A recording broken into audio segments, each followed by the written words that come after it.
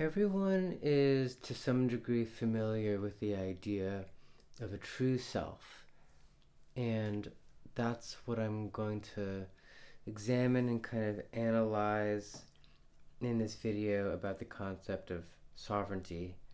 Um, so, more or less, the idea goes that like we somehow have two selves. There's sort of an outer self that's not as good. Like it's false. Uh, it's kind of in a state of delusion. It's too selfish. It's the lower self. And then there is a higher self, and it's more counterintuitive. You're not always in touch with it. It's sort of potentially hidden, and you have to go against your sort of more obvious impulses to even find it. But if you do find it and you can kind of stay connected to it, that's very rewarding. Like that's actually the meaning of life. Like having a fulfilling life and being connected to your true self, and then sort of having your life, your activity, your projects, and so forth emanate from that true self, is happiness, or is satisfaction. In any case, that's the basic idea of what sovereignty is. That is sovereignty, and but so this is, yeah. I mean, like it's so this is nebulous. This is the type of topic that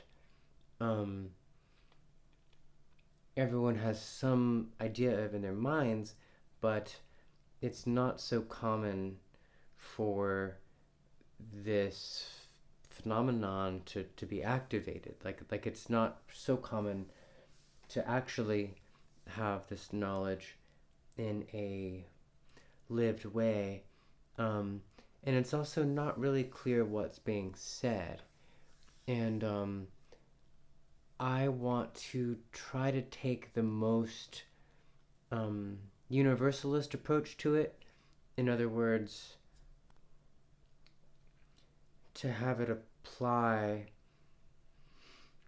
in as many, and like the most, as many cases as possible. Because people are very different from one another. And you can imagine that actually only some people really have a true self and others don't, or something.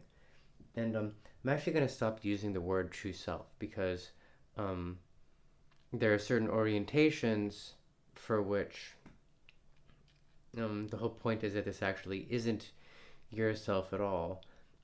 Maybe it's God, so you can imagine that this is actually God's will. Or you can see it as something more abstract, more like a kind of void of some kind. And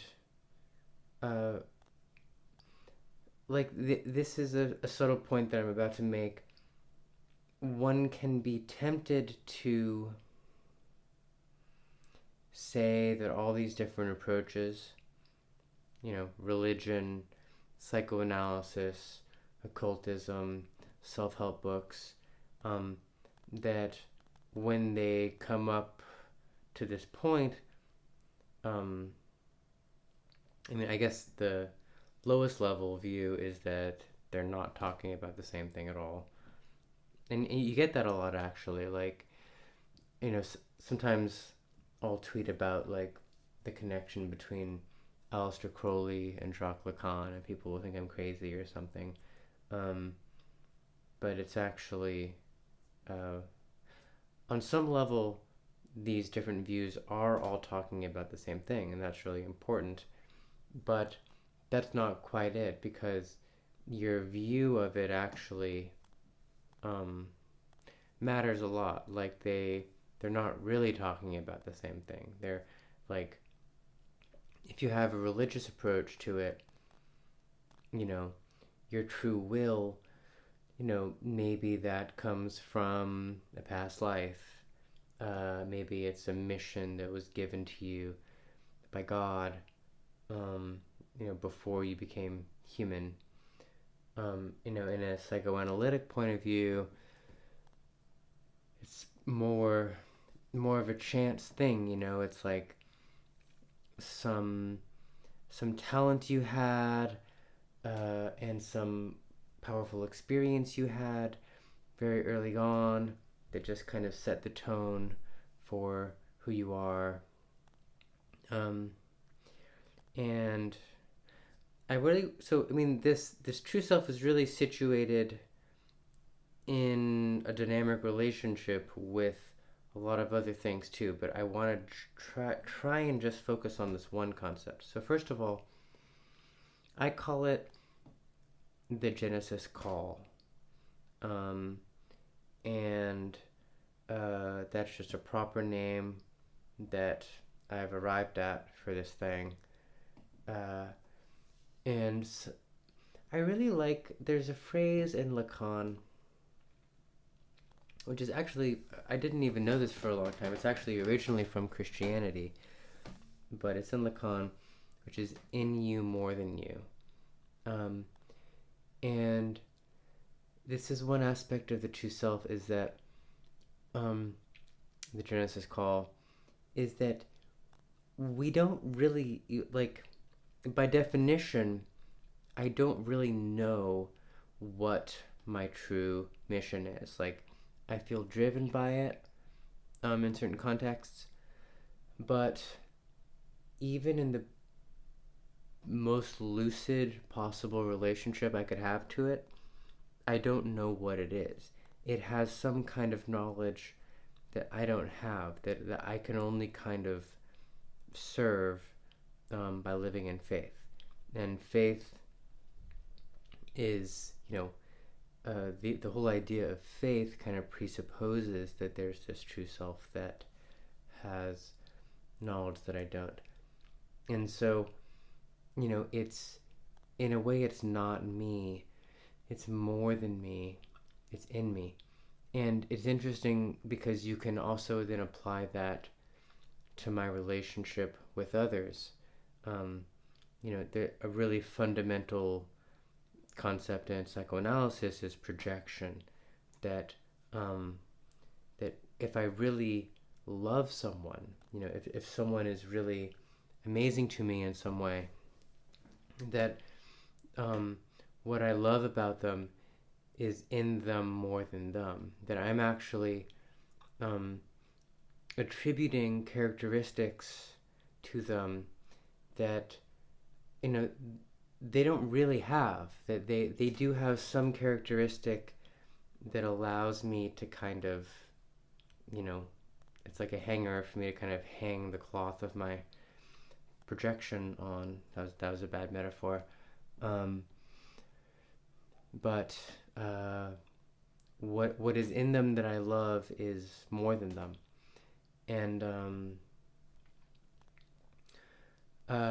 so it's like, part of life, the flow of life is very much about finding out through different experiences and activities and projects what that true self, that Genesis Caul is. And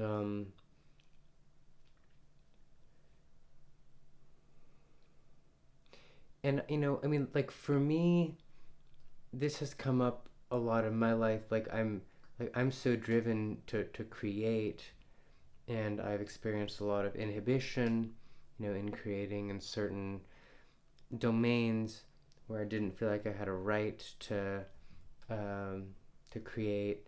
And like, because like my way of doing things is always kind of so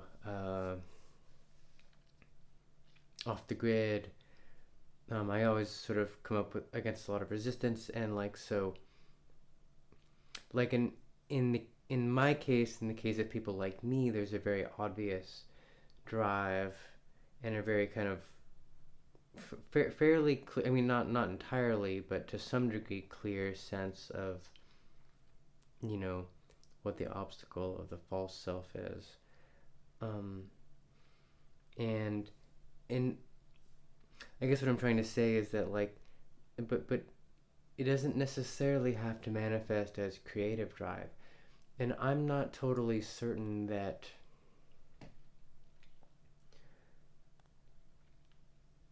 like a really religious view of this, like a monastic one, would sort of promote the idea that, um, if you really serve God's will, you'll actually, um, you'll actually get rid of even, you'll even sacrifice, um, everything about your own uniqueness, and that you'll find the most fulfillment in that. And that kind of sounds, I think in a lot of cases that has played out as cope, and it is cope, where people are sort of choosing that idea to, as an excuse for not manifesting their self-realization.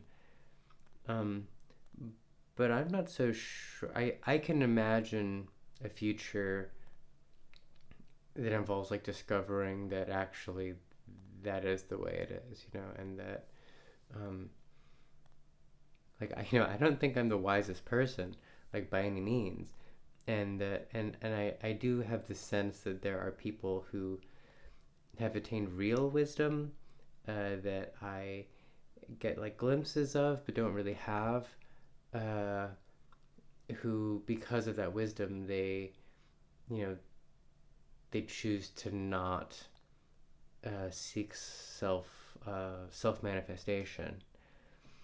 And so yeah, there would be a religious view, there would be a psychoanalytic view, which is the second one I was talking about more. And then there's kind of, a different one that really is neither of those, which is kind of like, um, building a life, having, whether it's, building a family, building a strong institution, uh, doing something that is like, there's not really mystery to it, but it's just kind of like, uh, rational, and,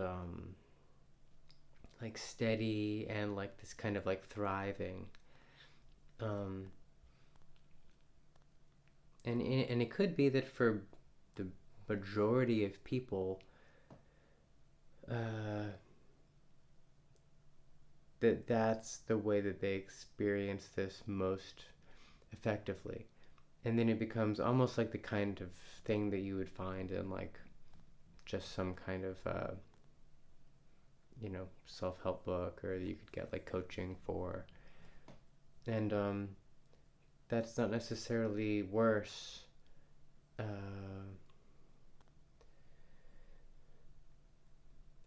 So, but yeah, I mean, just so I guess the point I'm just making is that like there is this real, like we really are two people, um, and one is hidden, and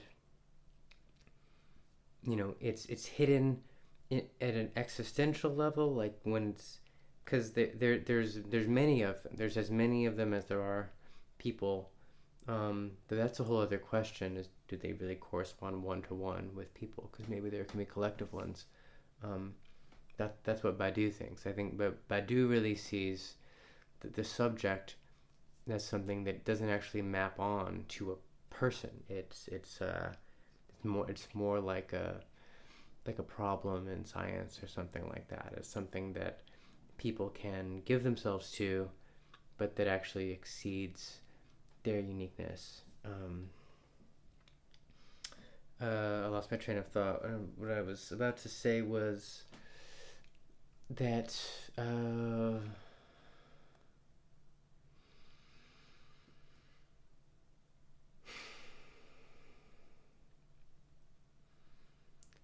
that we are these two people, and that that that it's mysterious when you're the person, but at a theoretical level it's also mysterious what's really being talked about. And according to my tetra-noetic principle, there's not one answer to what it is at the theoretical level, and there aren't a million different answers either. There are four that are in tension against a backdrop that is fundamentally skeptical. So, yes, the Genesis Caul.